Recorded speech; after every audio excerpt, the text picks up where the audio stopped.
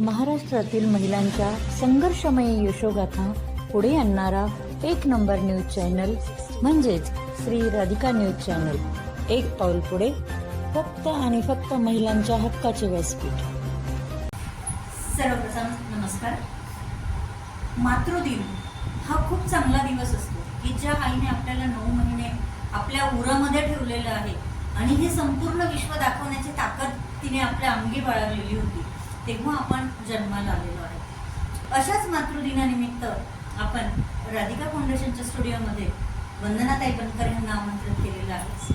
तर त्यांच्याशी आपण एक छोटीशी चर्चा करूया आणि जाणून घेऊया की त्यांचं मातृदिनाविषयी काय मत आहे ते. नमस्कार. नमस्ते.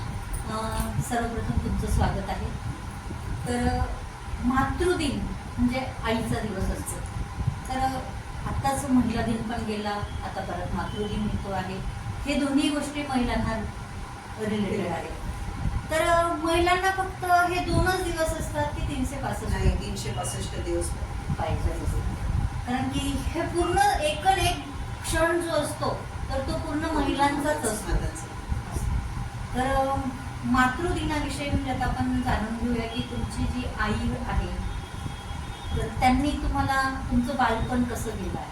सर्वप्रथम माझं बालपण एकदम म्हणजे खडतर गेलं, खूपच. म्हणजे माझे वडील म्हणजे आजारी असायचे.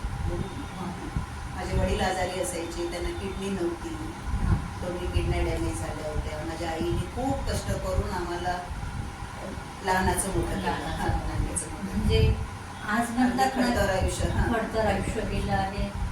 म्हणजे दुःखामधनं जेव्हा सुखामध्ये येतो तर त्या सुखाची किंमत आपल्याला कळलेली असते. की म्हणतात ना, शून्याकडनं जसे जसे आपल्याला एकाच्या मागचे शून्य त्याची किंमत समजते तसं तुम्हाला समजते. तर बालपण मग तुम्ही किती भावंड? आणि मी 2 बहिणी, मी धरून 2 बहिणी आणि 1 भाऊ.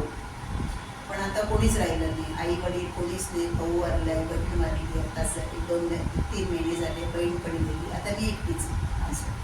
तर मग सगळ्यात मोठ्या तुम्हीच? हो, नाही, मधली मी. माझी बहीण आणि लहान भाऊ दोघंही गेले, मधली एकटीच मी. तुम्ही आहात. हो. तर जसं तुमचं भावंडामध्ये कसं राहायचं की तुम्ही कसे राहत होते एकमेकांशी? एकदम मिळून मिसळून.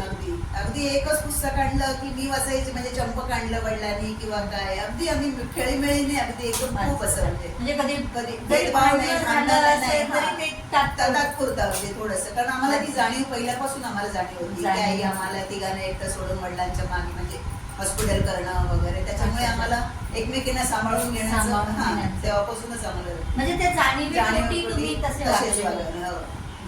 तर लग्नानंतर आता तुमचं ज्यावेळी लग्न झालं त्यानंतर तुम्ही सासरी आले, तुम्हाला आई पण मिळालं. तर त्या आई झाल्यानंतर मग तुम्ही तुमच्या मुलांना मोठं झाले होते. तर तुमच्या मुलांचं तुमच्याविषयी काय म्हणतात? खूपच छान. अगदी मला सगळेजण म्हणायचे इंग्लिश मिडियमला मुलांना टाकू नको कारण तू मराठी मिडियमची आहे. त्यावेळेचं म्हणजे 30-35 वर्षापूर्वीचं. पण मी जिद्दीने मला मिस्टरांना म्हटलं होतं आणि मला घरच्यांनी सगळ्यांनी सपोर्ट पण केला की माझी मुलं निर्मला कॉन्व्हेंटलाच जातील, मी जे काही असेल ते मी करेन किंवा काही. पण आज दोघंही छान निर्मला कॉन्व्हेंटला शिकले, मुलीचं लग्न व्यवस्थित झालं. घरच्यांनी मला मोठ्या नंडांपासून सगळ्यांनी मला साथ दिली. माझ्या सासूनी तर मला मुलीसारखंच केलं, खूप छान सांभाळलं. म्हणजे जी आईकडे जी कमतरता माझ्याकडे होती ती मला इकडे भरून काढली. मिस्टर पण अजून अगदी खांद्याला खांद्या लावून काय मला पुढे करतात आणि स्वतः मागे राहून इतका मला पाठिंबा देतात. म्हणजे म्हणतात ना की कुठली तरी कसर इकडे माझी भरून निघालेली आहे. तर मुलांना जेव्हा वाढवण्याची वेळ येते की म्हणतात ना की मुलं वाढवणं सोपं नसतं. तर तुम्ही जेव्हा मुलं शाळेत जातात, त्यांना शिक्षणाच्या अडीअडचणी येतात, तर त्यावेळेस त्या तुम्ही कशा केल्या? खूप म्हणजे जसं तुम्ही मला आत्ताच सांगितलं की तुम्ही मराठी मीडियममध्ये होत्या आणि मुलं इंग्लिश मीडियममध्ये होते. तर मी शेजारची कोणाला तरी घेऊन जायची, मग इंग्लिशमध्ये तू पेपर माझे मुलं कसे लिहितात किंवा काय, कोणाला तरी बरोबर न्यायची.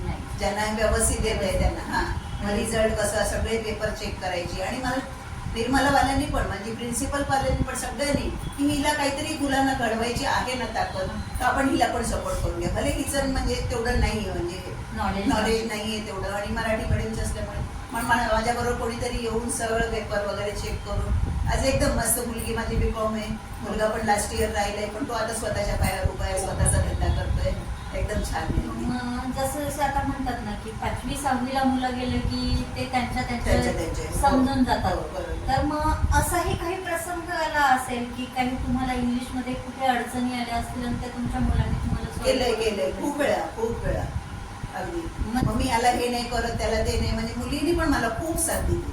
म्हणजे हो. काही वेळेस काही वेळेला शिकवण्याची वेळ शिकवण्याची, येते हो, तर ते बरोबर. तुमचे गुरु मग मी झाले असं असतील. नाही बोलायचं, हे असं बोल, म्हणजे तुला बाहेर हसू होणार नाही किंवा काय, अशी मला घरात पण तयार करून घेतात दोघांनी.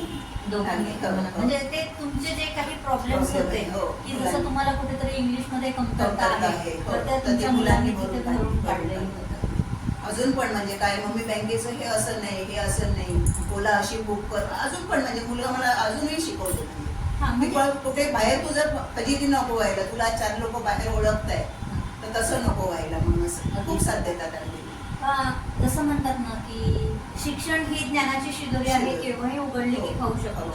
तर तसं तुम्ही आता सांगितलं की माझा मुलगा आणि मुलगी मला शिकवतो, पण मग ते मुलगा मुलगी आणि ते जेव्हा आपल्याला शिकवतात तर तेव्हा तुमच्या मनात असं कधी वाटलं आहे का की मी अगोदर शिकली असती तर बरं झालं असतं किंवा काही? त्यावेळेला माझी परिस्थितीच नव्हती. हां हा, म्हणजे त्यावेळेला माझी परिस्थिती नव्हती की बाबा आई आमच्याकडे लक्ष देईल, की आमची फी भरेल. कारण माझ्या वडिलांचे एक किडनी तर काढूनच टाकली. हा. जी चांगली किडनी होती त्याच्यात 20-20 ग्रॅमचे 2 खडे काढले. आज पण ते नानावटी हॉस्पिटलमध्ये शोकेसमध्ये आज पण टिकलेले. हा, त्याच्यामुळे मग ते माझे वडीलच 40 वर्ष बोनस आयुष्य जगले. तर त्यांना हेच करण्यामध्ये आमची पूर्ण प्रॉपर्टी वगैरे आमचं सगळंच हे गेलं. त्याच्यामुळे मग माझं मनही उडून गेलं. मग त्यावेळेपासून म्हणजे मी कामाला वगैरे लागून असं घरी हातभार वगैरे असं हातभार लावून असं. तर आता तुम्ही शिकता, तर तुम्हाला असं शिकताना असं वाटतं ना की आज मी माझ्या मुलांनी मला इंग्लिशमध्ये एवढं शिकवलं. आता आपण अँड्रॉइड मोबाईल जो असतो आपला, तर त्यामध्ये खूप काही फंक्शन्स असतात की ते आपल्याला नवीन नवीन काहीतरी गायडन्स करतात.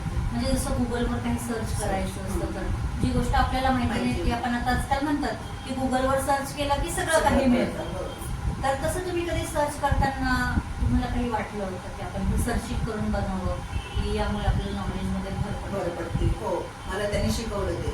मम्मी तू हे नाही बघत जा किंवा काय, असं नाही असं करायचं, म्हणजे दुरुपयोग पण काय आहे आणि कसं आपण ऑपरेट करायचं, तुला तुझ्या दृष्टीने काय चांगलं आहे त्यांनी ते पण मला दाखवून दिलं. म्हणजे आहे, मला शिकायची इच्छा आहे. इच्छा आहे. हा. आता हा झाला तुमचा प्लस पॉईंट, हो. म्हणजे ही तुमची चांगली गोष्ट आहे. पण असा कोणता एखादा तुमच्या ह्याच्यातला म्हणजे की तुम्ही शिक्षण नाही होत झालं आहे पण एखादा वाईट अनुभव तुम्ही सांगा. चांगले अनुभव तर सगळेच शेअर करतात, वाईट अनुभव तर 2-3 आहेत.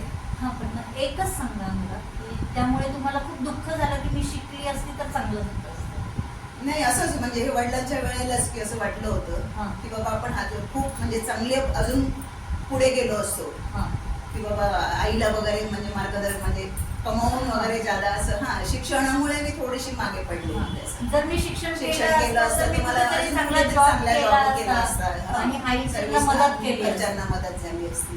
हा. हे कुठेतरी थोडंसं मनाला लागतं. अजून पण जाणीव आहे. पण मला घरच्यांनी, माझ्या मिस्टरांकडून, सासरच्यांनी एकाने पण मला जाणीव करून दिली नाही. अगदी मला फुलासारखं जपतात अगदी. माझ्या मोठ्या नंदा आहेत पण मला त्या इतका मान देतात सगळे, म्हणजे सगळे लहान दीर तर अगदी खूपच म्हणजे अगदी देवासारखेच आहेत माझ्यासाठी.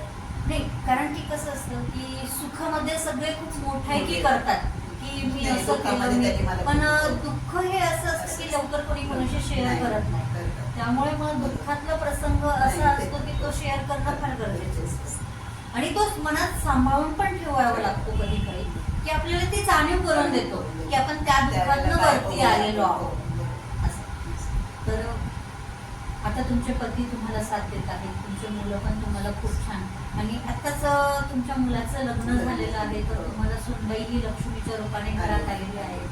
तर म्हणजे आता 2-3 महिन्यापूर्वीच आलेली आहे. एकच महिना झाला. एकच कालच महिना महिना झाला. 1 महिना झाला आहे. तर आता एका महिन्यामध्ये ती म्हणजे मुलीसारखी तुम्हाला आहे, खूपच अगदी. हो. कारण की सून ही मुलगी म्हणूनच असते आणि आपल्या घरची लक्ष्मी असते. तर तिने जर तुम्हाला काही शिकवावं लागतं किंवा तुम्ही तिला काहीतरी शिकवणार तर त्याविषयी तुमचं काय मत? नाही, खूप छान आहे ती. तुम्ही जे जे करता मम्मी मला दाखवा, म्हणजे मला पण तसंच करता येईल. इतकी म्हणजे मुलीपेक्षा पण ती अगदी जवळची झाली आता. आणि मला माझी मुलगी फोन करून तुम्ही नेहमी दोघी बरोबर महिना झाला मी बघते म्हणे जेव्हा फोन करते तुम्ही दोघी बरोबरच बसलेले असतात असं म्हणजे इतकं म्हणजे तिला- ठेवा- हो हो ठेवा कमी- कमी- हो. अगदी तिला पण शिकायची खूप आवड आहे असं आवड. आणि ती करते पण छान अगदी व्यवस्थित होतं. तर मला तेच देवाकडे मागणं होतं की खूप छान की एक मुलगी 14 वर्षापूर्वी म्हणजे लग्न होऊन बाहेर गेली पण ही पण आता मुलीसारखी आली आणि तेवढीच काळजी घेते सकाळी उठल्यापासून मम्मी मम्मी मम्मी करून असं म्हणजे कुठे कमतरता नाही जाणवली. कमतरता नाही जाणवली. म्हणजे आता मुलगी गेल्यानंतर तुम्हाला मुलगी मुलगीच परत परत आलेली आहे. तर आता तुम्ही राधिका फाउंडेशन मध्ये उपाध्यक्ष या पदावर काम करता. तर तुम्ही महिलांना जे काही आपण आता प्रोत्साहनपर काही कामं घेणार आहोत तर त्यामध्ये तुम्हाला काय वाटतं की महिलांनी काम केल्यानंतर तो संसाराला जो हातभार लावतात तर त्याविषयी तुमचं काय म्हणणं? नाही करायला पाहिजे ना आज दोन्ही साईडनी इन्कम पाहिजे. आज महागाई इतकी वाढलेली आहे किंवा काही म्हणजे असं आणि लेडीजनी कमवलं तर ते कुठे वाया जाणार नाही. करायलाच पाहिजे आजकाल आणि त्याचा मला म्हणजे माझा पूर्ण सपोर्ट राहील त्याच्यासाठी. हो कोणाची शिकायची इच्छा असेल तर आपण त्यांना तेही आपण मार्गदर्शन करू शकतो. तर आज एक हाऊसवाईफ म्हणून ज्या काम करतात की ज्यांनी शिक्षण खूप कमी केलेलं होतं पण आज मुलांना इंग्लिश मिडियममध्ये शिकवून आणि आज त्या एकदम स्टेबल झालेल्या आहेत आणि आज फाउंडेशनला उपाध्यक्षपदे पण त्या सांभाळत आहेत. तर त्यांचा हा प्रवास आपण जाणून घेतला. धन्यवाद ताई तुम्ही आलात. धन्यवाद. आणि आम्हाला इतकं छान मार्गदर्शन